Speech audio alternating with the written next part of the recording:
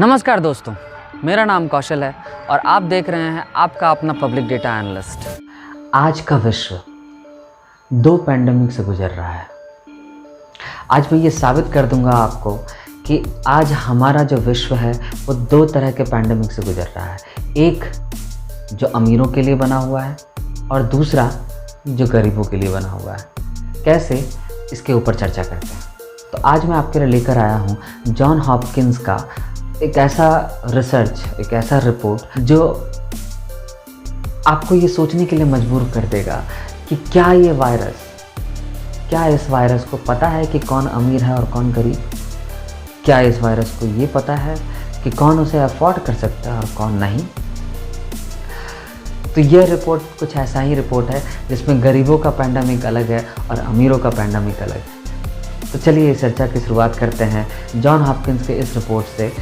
आपके सामने जो स्क्रीन पर जो ग्राफ दिख रहा है उसके हिसाब से देखा जाए तो जो सिवियरिटी है, किस तरह ये जो आप ब्लैक डॉट्स जो देख रहे हो, ये ब्लैक डॉट्स बताता है कि कोविड-19 का जो सिवियरिटी रेशियो है वह देश के हिसाब से, जैसे फॉर एग्जांपल आप बेल्जियम को देखो, बेल्जियम में सिवियरिटी का जो रेशियो है वो 40% है।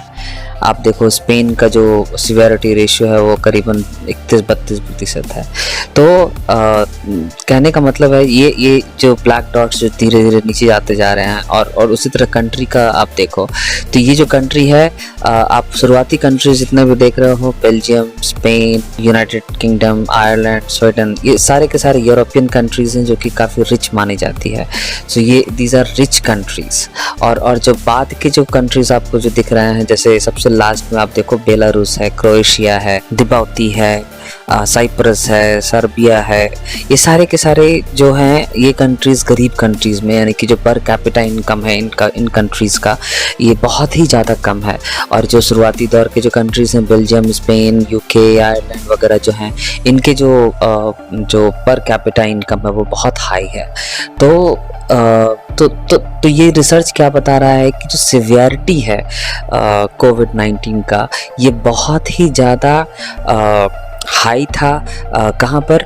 तो उन कंट्रीज़ में जहाँ पर हाई नेटवर्थ इंडिविजुअल्स, जहाँ पर रिच लोग ज़्यादा रहते हैं, जहाँ पर कि जो पर कैपिटा इनकम वाले जो कंट्रीज़ हैं जिनका कि बहुत ही हाई पर कैपिटा इनकम है, वो कंट्रीज़ में सबसे ज़्यादा इसके सिवियरिटी को देखा गया, कोविड-19 के सिवियरिटी को देखा गया। तो इसके हिसाब से ऐसा लगता है, ऐसा फील होता है, ऐसा ये पिक्चर दिख रहा है इस डेटा के ग्राफ के हिसाब से कि कोविड जो है वो ज़्यादा अटैक किया उन लोगों को जो अमीर थे और जो गरीब थे उनको अटैक नहीं किया।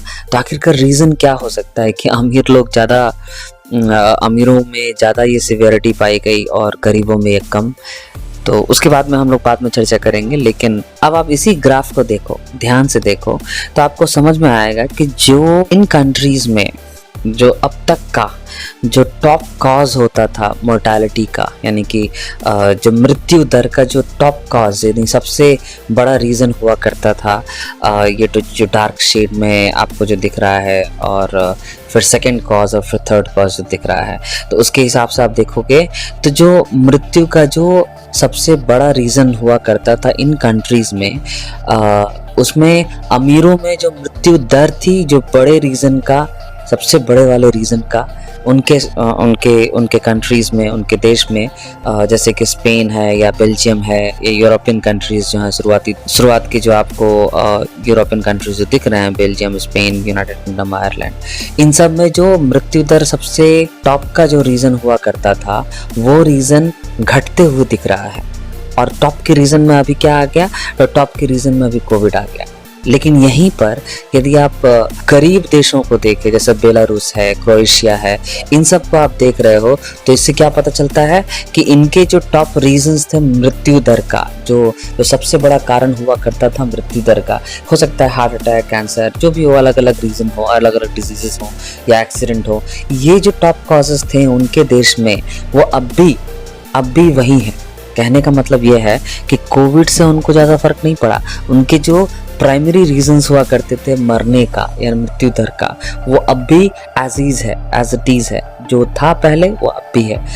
कोविड से उनको कोई फर्क नहीं पड़ा, लेकिन यहीं पर अमीर देशों को बहुत ज़्यादा फर्क पड़ा। अमीर देशों में जो टॉप कॉज हुआ करता था मृत्यु दर का, सिवियरिटी का, डिजीज का, वो अब जो कैंसर है या हार्ट डिजीज है या कोई और डिजीज है, उन सबको हटा के कोविड हो गया। अब हम लोग अपने दूसरे ग्राफ की तरफ बढ़ते हैं। The distribution of relative severity across countries by income classification. 4 तरह के इनकम के बेसिस पे क्लासिफिकेशन किया गया, high income, upper income, lower income and low income countries के ऊपर। अभी यदि हाई इनकम कंट्रीज के क्लासिफिकेशन को देखें, वर्ग को देखें, हाई इनकम कंट्रीज के वर्ग को देखें, जिसमें कि बेल्जियम आता है, स्पेन आता है, यूनाइटेड किंगडम आता है, स्वीडन आता है, इटली आता है, सारे यूरोपियन कंट्री, वेस्टर्न कंट्रीज जो हाई इनकम कंट्रीज के ये में आती है। और जो अपर मिडिल क्लास के कंट्रीज में आती हैं, अपर मिडिल इनकम कंट्रीज में आती है, वो हो गया इक्वाडोर हो गया, पेरू हो गया, ब्राज़ील हो गया, ईरान हो गया, टर्की हो गया, है ना। और फिर लोअर इनकम के कंट्रीज में आप देखो, और फिर लो इनकम कंट्रीज में देखो, तो आपको जो ये जो ट्रेंड जो दिख रहा है जो सिवियरिटी का, आप क्या देख रहे हो कि जो सिवियरिटी है हाई इनकम कंट्रीज में बहुत ज़्यादा दिख रही है यहाँ पे। जैसे बेल्जियम सबसे ऊपर है, फिर स्पेन है, फिर यूनाइटेड किंगडम है, फिर आयरलैंड है, स्वीडन है, इटली है, फ्रांस है, नीदरलैंड है। तो जो सिवियरिटी का जो परसेंटेज है वो 40% है, यानी कि हर 100 में 40 लोग काफ़ी ज़्यादा सीवियर हो जा रहे हैं। हर 100 को जिनमें कि कोविड हुआ, कोविड के केसेस हुए, और उन 100 में से 40 के केसेस बहुत ज़्यादा खराब हो जा रहे हैं। लेकिन यहीं आप देख रहे हो अपर मिडिल क्लास में, तो आपको क्या दिख रहा है कि जो सिवियरिटी है वो घट रहा है। पेरू में, ब्राज़ील में जो सिवियरिटी का जो परसेंटेज है, यानी कि जैसे बेल्जियम को कंपेयर करें ब्राज़ील से, तो बेल्जियम कितना बता रहा है, 40% बता रहा है, यानी कि हर 100 में 40 लोग सीवियर हो जा रहे हैं। हर 100 केसेस में 40 केस जो है सीवियर हो जा रहे हैं। लेकिन यहीं पर ब्राज़ील में या इक्वाडोर में, इक्वाडोर की बात करते हैं तो 100 में 20 ही जो है वो सीवियर हो रहे हैं। पेरू की बात करें तो 10 से 12 लोग ही सीवियर हो रहे हैं। ब्राज़ील की बात करें तो 9 लोग ही सीवियर हो रहे हैं। धीरे धीरे अपर इनकम मिडिल क्लास में घटते चला जा रहा है। उसी तरह लोअर मिडिल इनकम कंट्रीज में देखा जाए तो क्या हो रहा है कि सीवियरिटी और घट गई, यानी कि एक 3 या 4 लोगों के पास ही पहुंच गई है, यानी कि हर 100 केस में 3-4 ही सीवियर हो जा रहे हैं। और लाइबेरिया जैसी छोटी कंट्री यानी लो इनकम कंट्रीज की बात करें तो ये लगभग 1 या 2 लोग ही सीवियर हो रहे हैं। तो सोचने वाली बात क्या है कि ऐसा क्या है जो रिच कंट्रीज में कोविड की सीवियरिटी को ज़्यादा देखा जा रहा है। कोविड की सीवियरिटी के केसेस बहुत ज़्यादा आ रहे हैं, 100 में 40-30 लोग जो सीवियर हो जा रहे हैं, मौत के करीब पहुंच जा रहे हैं। लेकिन यहीं पर लाइबेरिया में जैसे कंट्री जो कि लो इनकम कंट्रीज में मानी जाती है, वहाँ पर जो सीवियरिटी है वो बहुत ही कम हो रहा है। ऐसा क्यों हो रहा है कि 1-2 ही वहाँ पर सीवियर हो रहे हैं और यहाँ पर 30-40 लोग सीवियर हो जा रहे हैं। तो क्या हम इस चीज़ को, मतलब ऐसा क्या है, दोनों में डिफरेंस क्या है? एक रिच कंट्री लाइक बेल्जियम और एक पुअर कंट्री लाइक लाइबेरिया, अब इन दोनों में डिफरेंस क्या हो सकता है? आपके नज़र में, आपके सोच में ऐसा डिफरेंस क्या हो सकता है? क्या हम ये बोल सकते हैं कि जो रिच कंट्री है वहाँ पर काफ़ी ज़्यादा मेडिकल प्रैक्टिसेस के ऊपर ध्यान दिया जाता है? कहने का मतलब है कि एक छोटी सी छींक भी आई तो लोग जो है डॉक्टर के पास पहुंच जाते हैं। और लाइबेरिया जैसी कंट्री जहां पर कि एक बहुत ज़्यादा सीवियर केस होने के बाद ही लोग हॉस्पिटल तक पहुंचते हैं। तो क्या हम ये डिफरेंस सोच सकते हैं? क्या हम इस तरह का डिफरेंस अपने दिमाग में ला सकते हैं कि हाँ, वो रिच कंट्री है, वहाँ पर फैसिलिटीज़ ज़्यादा है, कन्वीनियंस ज़्यादा है, एक छींक भी आने के ऊपर लोग जो है हॉस्पिटल पहुँच जा रहे हैं, और लाइबेरिया जैसी कंट्री जहाँ पे कि जब तक वो सीवियर मौका ना हो तब तक लोग हॉस्पिटल नहीं जाते हैं। क्यों? क्योंकि वो लोग अफोर्ड नहीं कर सकते हैं, नॉर्मल पब्लिक जो है वो अफोर्ड नहीं कर सकती है। तो क्या हम इसको इस तरह से देख सकते हैं कि ज़्यादा हॉस्पिटलाइजेशन जो है, ज़्यादा केयर जो है हॉस्पिटल के अंदर जो हो रहा है, वही हमारे मौत का कारण बन जा रहा है? मैं ये नहीं कह रहा हूँ कि यही हमारे मौत का कारण बन रहा है, लेकिन ये सोचने वाली बात है कि ऐसा क्या है, ऐसा डिफरेंस क्या है रिच कंट्री वर्सेस एक पुअर कंट्री का जो डिफरेंस है वो है क्या आखिरकार?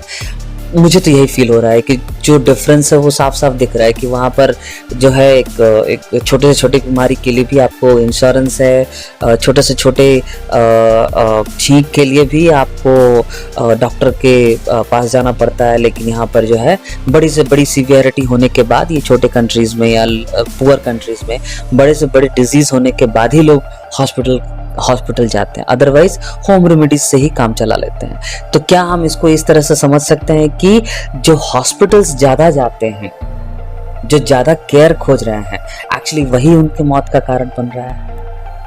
मैं ये नहीं कह रहा हूँ कि ऐसा ही हो रहा है, लेकिन क्या ऐसा हो सकता है? क्या ऐसा हो सकता है? सोचने वाली बात। अब हमारे तीसरे ग्राफ को देखिए ध्यान से, तो आपको क्या दिखता है कि हाई इनकम कंट्रीज, जो HIC है वो हाई इनकम कंट्रीज है, UMIC जो है अपर मिडिल इनकम कंट्रीज है, LMIC जो है वो लोअर मिडिल इनकम कंट्रीज है और LIC लो इनकम कंट्रीज है। तो ये HIC हाई इनकम कंट्रीज में जो शेयर इन कोविड-19 डेथ्स हैं, शेयर इन कोविड-19 डेथ्स कहने का मतलब यहाँ पे देखिए दो तरह के ग्रुप को लिया गया, बैलेंस्ड ग्रुप 160 कंट्रीज का, अनबैलेंस्ड ग्रुप जहाँ पर कि ऑल कंट्रीज को लिया गया।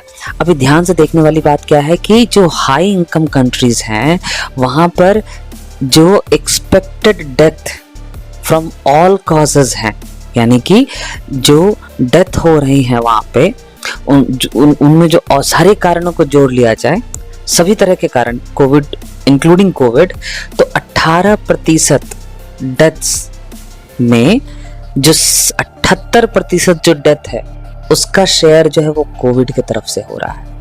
यानी कि यदि 100 लोगों की डेथ होती है, share in expected death from all causes के हिसाब से देखा जाए तो 100 लोगों को मान लीजिए यदि डेथ होती है तो उसका एक 80% यानी कि 80 डेथ जो है वो कोविड के नाम से जाना जाएगा।